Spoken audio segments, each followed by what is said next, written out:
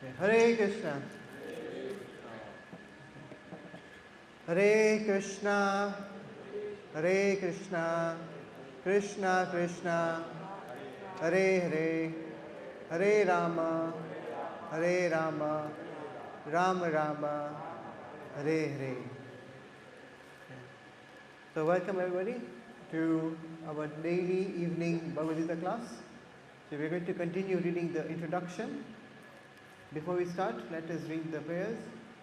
Om Namo Bhagavate Vasudevaya.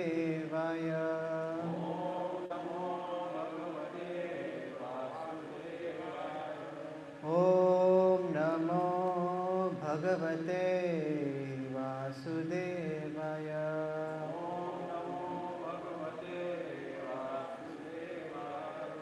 Om Namo Bhagavate Vasudevaya.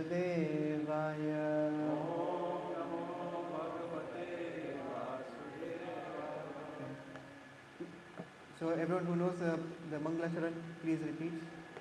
Om Ajnana Timirandasya Jnananjana Shalakaya Chakshur Unmilitam Yena Tasmai Shri Gurave Namaha Shri Chaitanya Manobishtam Stapitam Yena Bhutale Swayam Rupa Kadamaryam Dadati Swapadantikam Hey Krishna Karuna Sindhu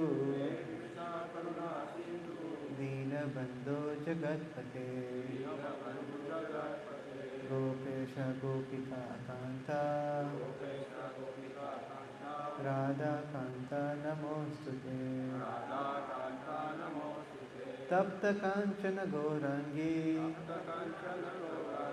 Radhe Vrindavaneshwari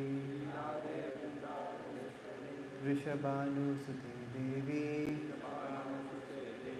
Pranamami Hari Priye Vancha Kalpa Tarubhyascha Kripa Sindhubhya Evacha Patitanam Pavanebhyo Vaishnavebhyo Namo Namaha Jai Shri Krishna Chaitanya Prabhu Nityananda Shri Advaita Gadadhara Srivasadi Gaura Bhakta Vrinda. Together everyone. Hare Krishna, Krishna Krishna, Hare Hare, Hare Rama, Rama Rama, Hare Hare.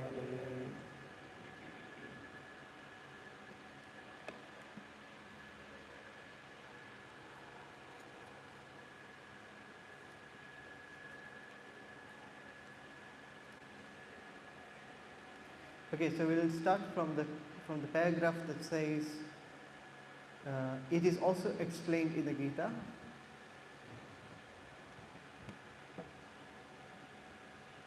Everyone found it? Yeah? Okay. So,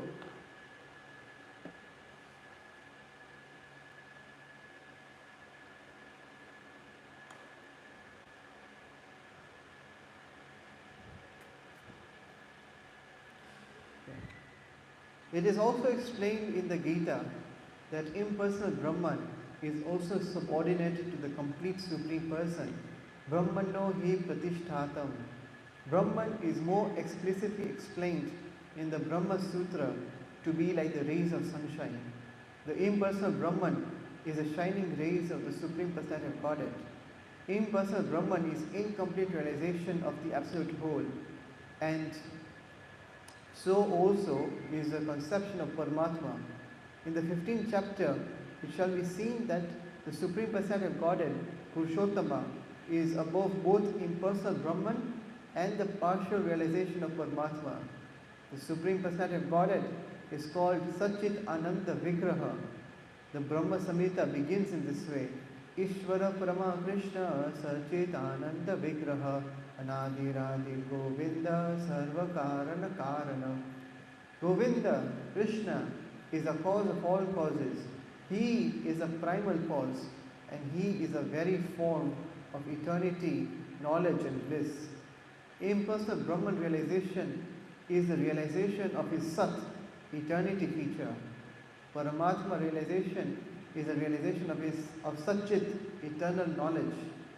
But realization of the personality of Godhead Krishna is realization of all the transcendental features, Satchit and Ananda, eternity, knowledge and bliss in complete Vigraha form.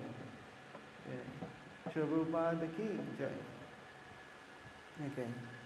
So this paragraph is very important because it tells us a lot about the actual form of the Lord. Okay?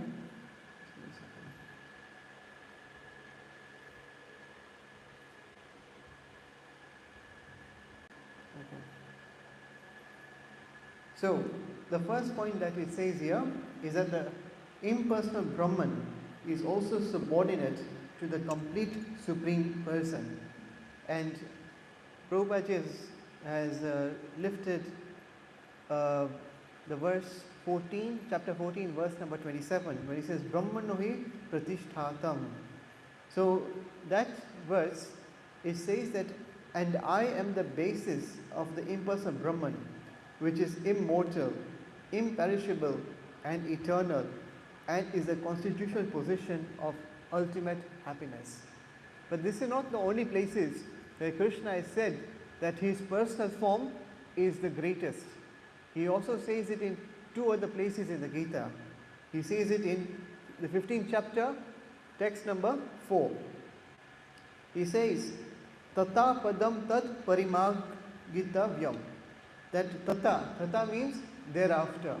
So in this verse, it is saying that once you have come to the Brahman realization, then what do? Tata.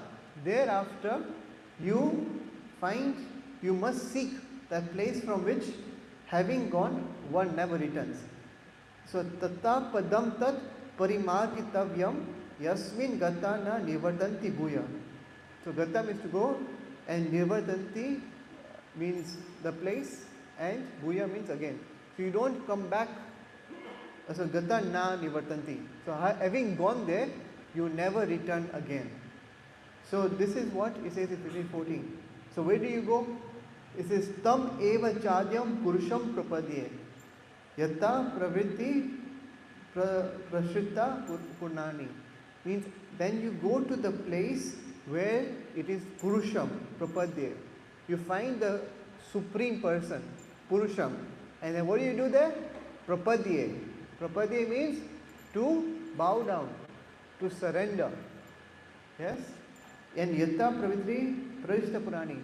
And this person is a person from whom everything has been created. Everything comes from this person. So once you get to the Brahman realization, what do you have to do? You have to seek that Supreme Person, and then when you seek Him, what do? You surrender to Him. And what is the characteristic of the Supreme Person? That it is from Him that everything has come out. Okay? So, three important points that Prabhupada and actually Krishna brings out in this verse. First is the word tata, thereafter. That means that people who have already reached the Brahman level or the impersonal realization, Krishna is already telling them, okay, very good, but this is not the end of the journey. Thereafter, means once you get to the level of Brahman realization, you don't stop here, you go ahead. Otherwise, you run the risk of falling down. So, it's a very important word, just one word, tata, thereafter. It has so much meaning. Next, then what does he say? Does he say that you find the person, the Supreme Person, and then what does it tell you to do? It tells you to prapadye, means to surrender. It does not tell you to merge. No, it doesn't tell you to merge. It tells you to do what? To surrender. and you surrender to a person. And who is this person? Well, he is the one from which everything has come out. So even the Brahma Jyoti, or that light, has come from him. There is nothing beyond him. So if you are saying or we're just going to what do you call it? Devote ourselves to Krishna, so that he becomes the stepping stone for us to reach the Brahman, that is wrong. Because there's nothing beyond him. Yeah, there's nothing. Where are you going to go? Where are you going to go? He's the highest. So if you're thinking that, oh, we'll come to the temple, we'll do all this bhakti, we'll do it to Krishna, only for the reason that we will then merge with the Brahman. But they've got this order wrong. First it is the Brahman level, and it is a Paramatma level, and then finally is the Bhagavan level. So there's nothing beyond Bhagavan. Okay? So even in, that is 15th chapter, text 4. Again, Krishna says in the 7th chapter, text number 7, Mattaha paratam taram nanyat. From me everything has come about. Yeah? He says, O conqueror of wealth, there is no truth superior to me. Everything rests upon me as pearls are strung on a thread. Here again, Krishna is clarifying that he himself is the supreme truth. There is nothing above him. Everything rests upon him. Okay? Just like pearls are strung on a thread. So what does this mean? That we might not, when we see a pearl necklace, we might not see the thread, but we can infer with our logic that there must be a thread in between, inside the pearls, which are connecting the pearls. So how do we know that? We don't see the thread. We don't see the thread, but we can infer that there must be something. So this is with the eyes of knowledge. You know, we were talking 2 days back that it is very important that if we want to go from material consciousness to spiritual consciousness, we must get the eyes of knowledge. Otherwise, we will not be able to understand spiritual knowledge. We must submit ourselves to a spiritual master who then gives us the eyes of knowledge. Okay? So that is point number 1, that understanding that the Bhagavan feature is the superior feature and the impersonal Brahman feature is the inferior feature. Next, he says that impersonal Brahman realization is a realization of a Sat, eternity feature. Paramatma realization is a realization of a Sachit, eternal knowledge feature. But realization of the personality of God and Krishna is a realization of all the transcendental features, Sachit Ananda, eternity, knowledge and bliss in complete Vigraha form. Okay? So, let us try to understand what this means. What does Sachit Ananda realization even mean? Okay?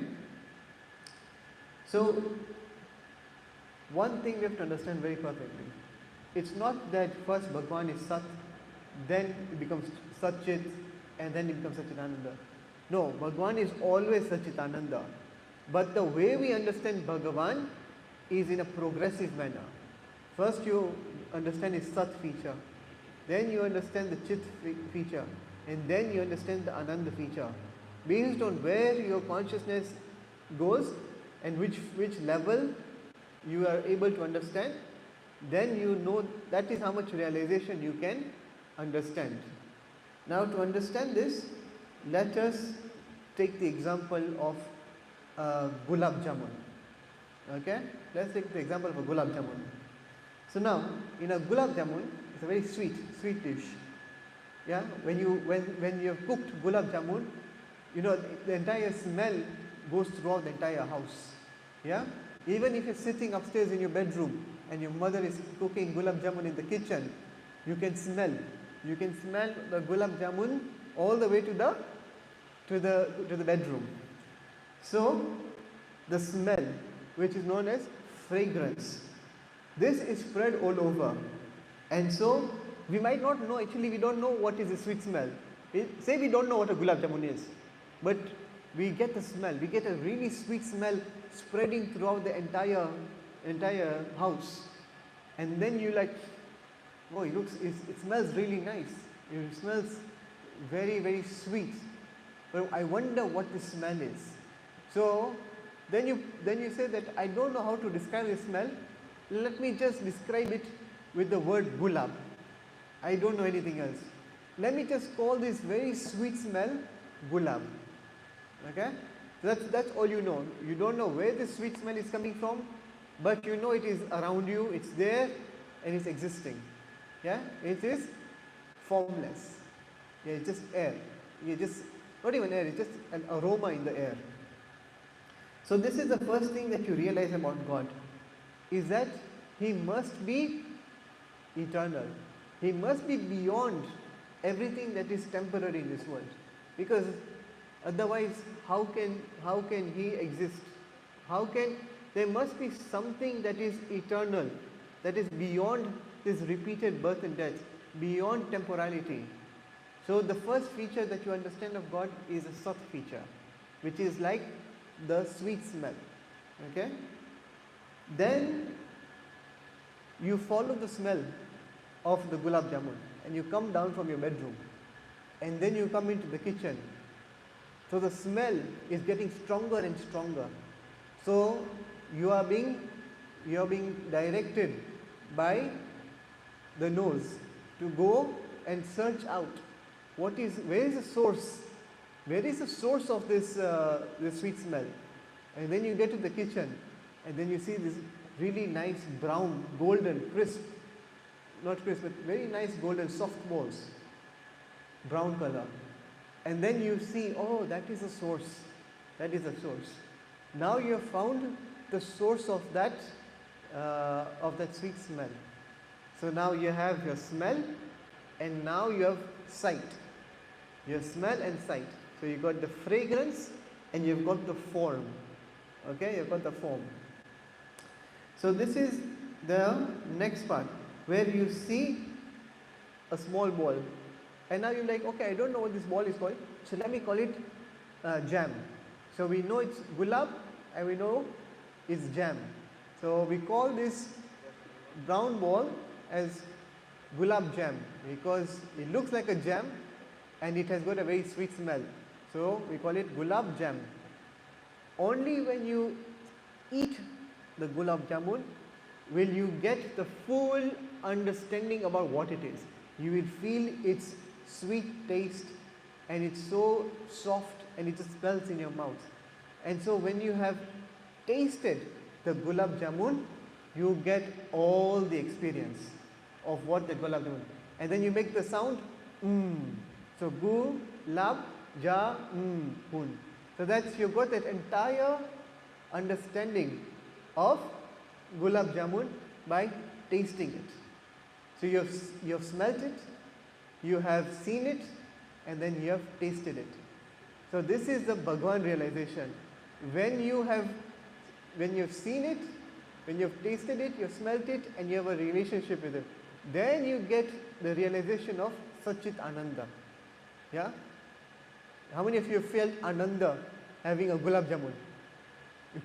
Yeah? So this is like how we understand the entire sequence. Okay? It's never that the gulab jamun was only the smell. It was not that the gulab jamun was only a ball. It was not that the gulab jamun was not having the sweet taste in it. No, it was always those three things. But the more and more you progress towards knowing it, the more and more clear your perception became of it. So it's not, when we say, oh, Bhagwan is Sat, Bhagwan is Chit, and Bhagwan is Ananda. Yes, he's all three. But are you able to understand him as all three? Or is your understanding growing slowly and slowly and slowly? And so when the scripture says that you should just go to Krishna, when you should devote and surrender yourself to Krishna, it is giving you the opportunity to go directly to taste the gulab jamun. You don't have to go find the gulab jamun. You are being given the gulab jamun on a silver platter. Now you taste it. Yeah? So that is what we understand from the understanding of Satchit Ananda. Okay? And what does Brahma Samhita say? That it is Satchit Ananda Vigraha, meaning it has a form. So then look at the next paragraph. This is now where Prabhupada tries to say what is the fallacy of a person who thinks there is no form. People with less intelligence consider the supreme truth to be impersonal, but he is a transcendental person, and this is confirmed in all Vedic literatures. Nityo Nityananam Chetanas Chetananam. As we are all individual living beings and have our individuality, the supreme absolute truth is also in the ultimate issue a person, and realization of the personality of Godhead is realization of all of the transcendental features in his complete form. The complete whole is not formless. If he is formless, or if he is less than any other thing, then he cannot be the complete whole. The complete whole must have everything within our experience and beyond our experience, otherwise it cannot be complete.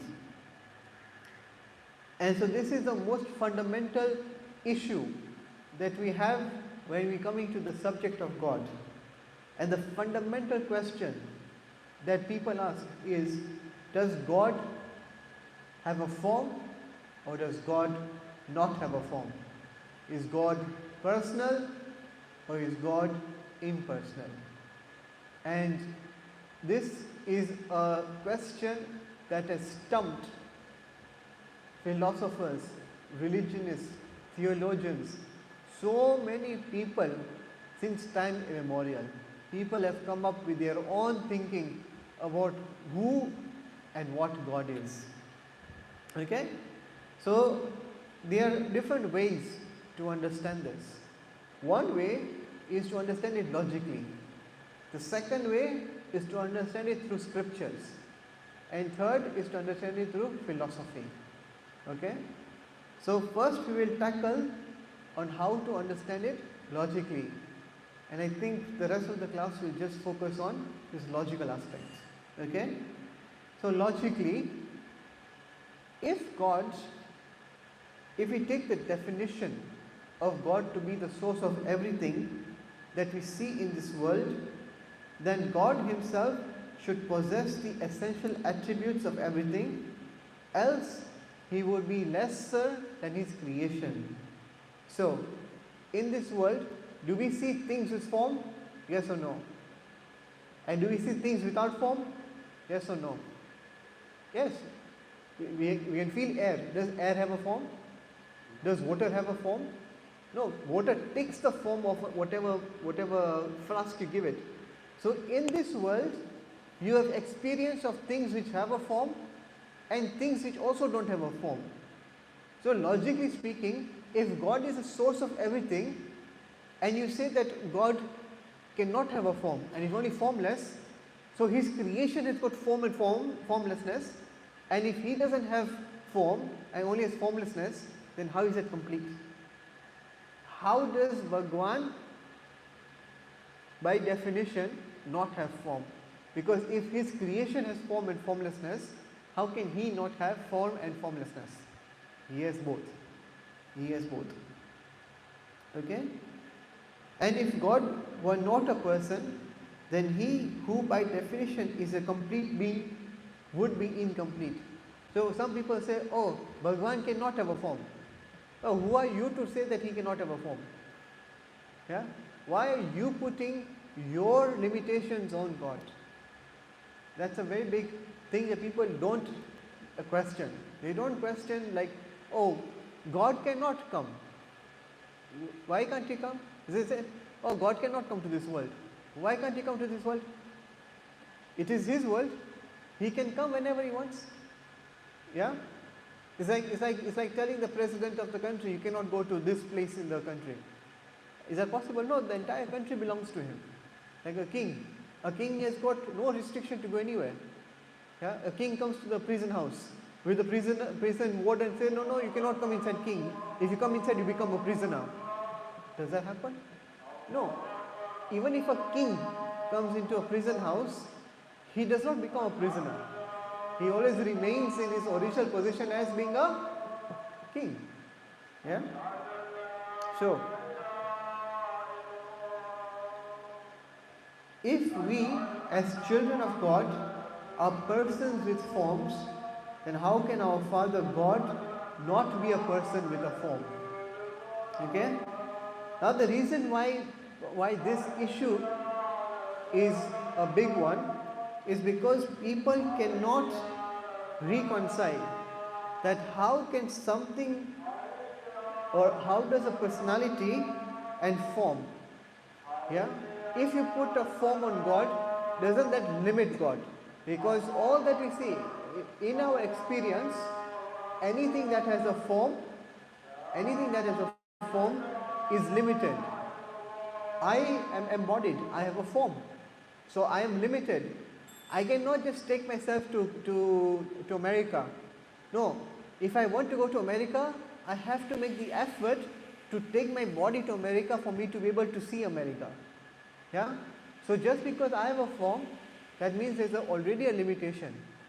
Yeah? Just because of I have eyes does not mean that I can see on the other side of the world. No, I can only see to a limited extent. And if there's a big wall in front of me, I cannot even see beyond the wall. So having a form in this world has always led to the experience that we are limited. So when we say that God has a form, automatically where does our consciousness go? That because we have a form and we have got limitedness, so God, if He has a form, He must also be limited.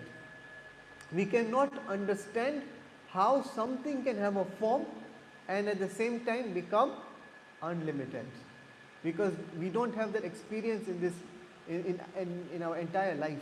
We've never seen this happening, right? So this is where the problem comes from, why people think this way. Okay? So, example, if we are to understand this, if there is a room has 4 walls and a ceiling. Now the space inside that room is limited. Yeah? And then we have got the 4 walls. Now if I detonate the room, now there's no structure at all. There's only debris. And now there's nothing, it's just sky. So can we say that now that area has become unlimited? Can we say that debris has become unlimited?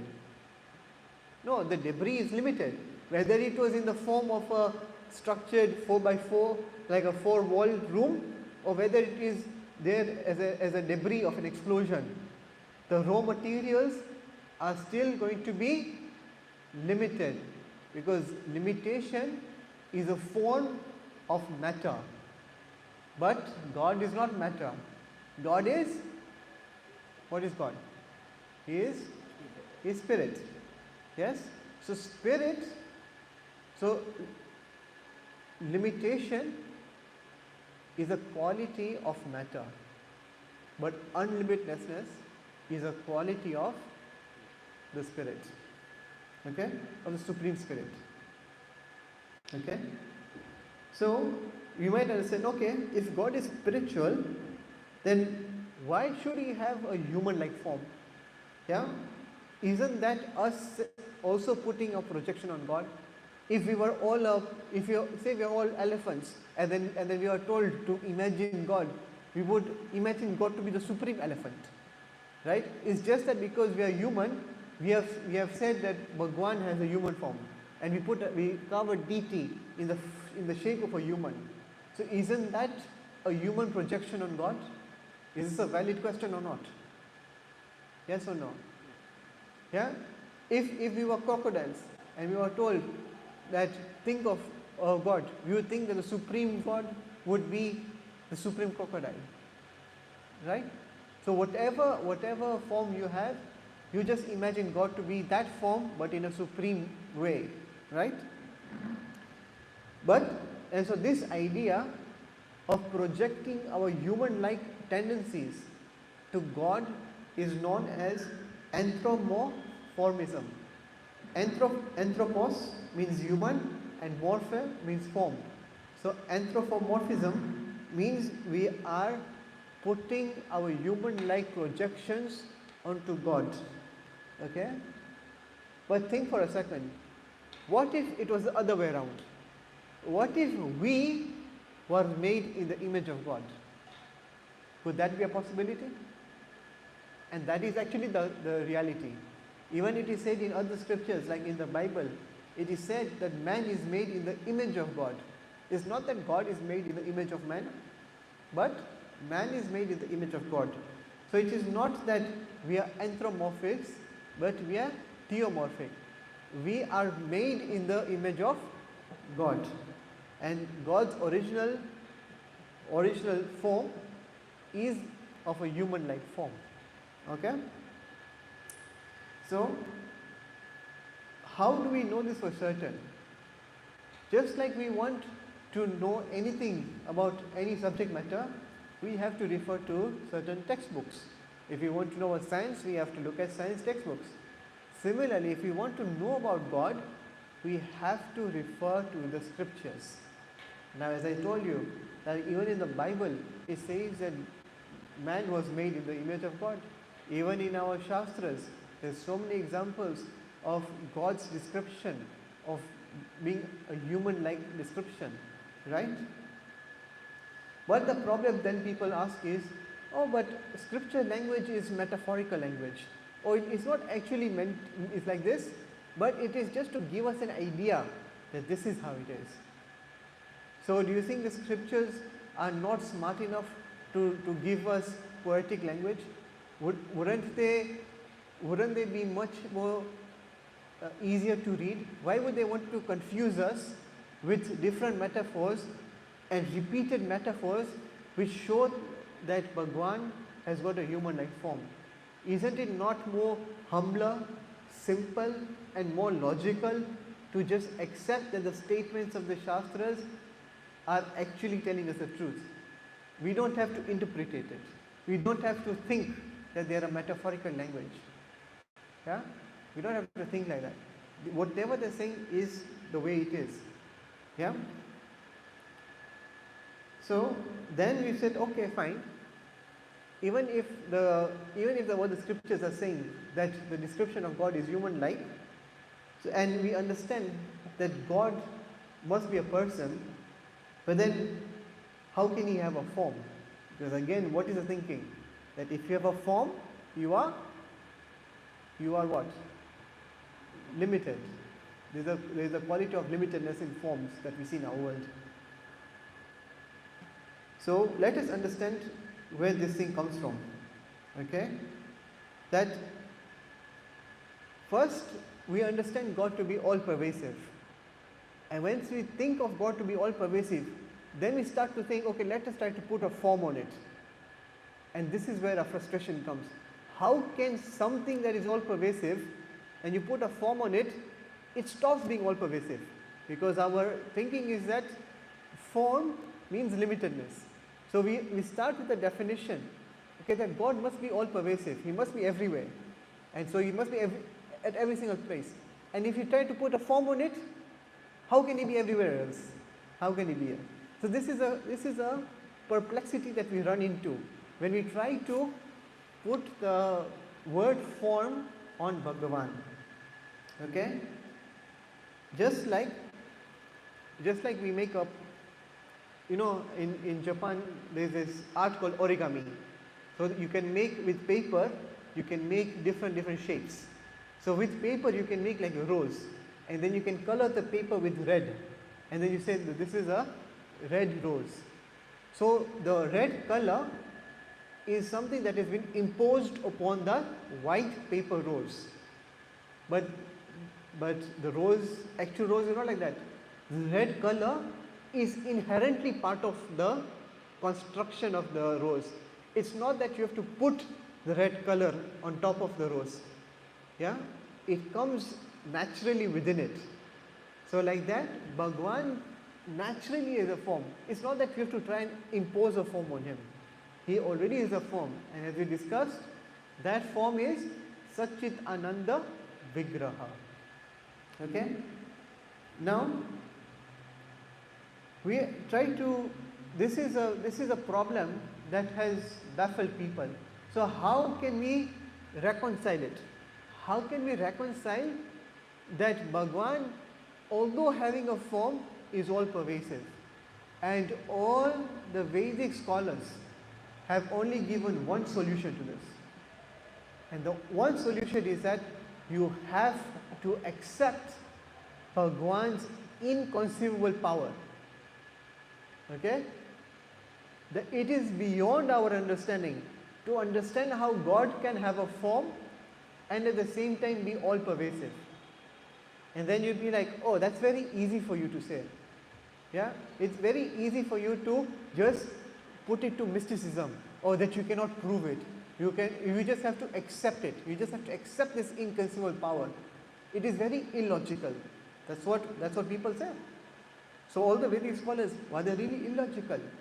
That they just said that, oh, we cannot explain it because it is an inconceivable power of the Lord to be able to do this. But it is not illogical. In fact, it is translogical. Because the fact that you are trying to say that you can try to understand God, it is already a fallacy. Because how can you understand the Creator? How can you understand the person who has created you fully? You cannot. So if you are saying that you will be able to understand God fully, that means that God is inferior to your mind, because your mind is able to understand God fully, and this goes against the definition of God. So when the Vedic scholars say that you have to accept the inconceivable power, which is known as Achintya Shakti. Achintya means inconceivable, and that is why, what is the philosophy of Chaitanya Mahaprabhu? It is Achintya Bhed Abhed. Now you understand where the word Achintya comes from? It's we cannot ever understand how God really works. We can appreciate Him. We can get devoted to Him. We can get mesmerized by His powers, but we will never be able to fully understand Him. And this is translogical, because you're using your logic to understand that you'll never be able to understand God logically. Yeah? Keshav Maharaj says it very nicely. We have to use our logic to logically understand that we cannot understand God through logic. So, it's so wonderful. So, it is Achintya. And again, we know, Veda Ved is simultaneous oneness and difference. Oneness in quality, difference in quantity. Okay? So, this is a very important point, that to understand Bhagwan's form is Satchit Ananda, and both Satchit, all three, Satchit Ananda are not material, they are transcendental. And so, even though they are transcendental, even though Bhagwan has a form, he is also at the same time unlimited. And there are so many places in Krishna Leela where Lord Krishna showed his universal form. One, he showed it to Mother Yashoda. Two, he showed it to Duryodhana. And third, he showed it to Arjuna. So he was there. He was there in a limited form in front of them. But then he also showed the unlimited form of his, the universal form. And how is this possible? It's because it is Achintya. Yes? So this word Achintya is not to be taken to be illogical. It is meant to be taken as being translogical. Yeah, you have to transcend our logic to be able to devote ourselves to Bhagwan, to understand Him properly. Okay? So I think we'll stop here, and I think the next one will basically show more about how Bhagwan is complete and how it contains everything. Okay? So, Srimad Bhagavad Gita ki jai, Srila Prabhupada ki jai, Tantra Srimad Bhagavad Gita ki jai. Hare Krishna.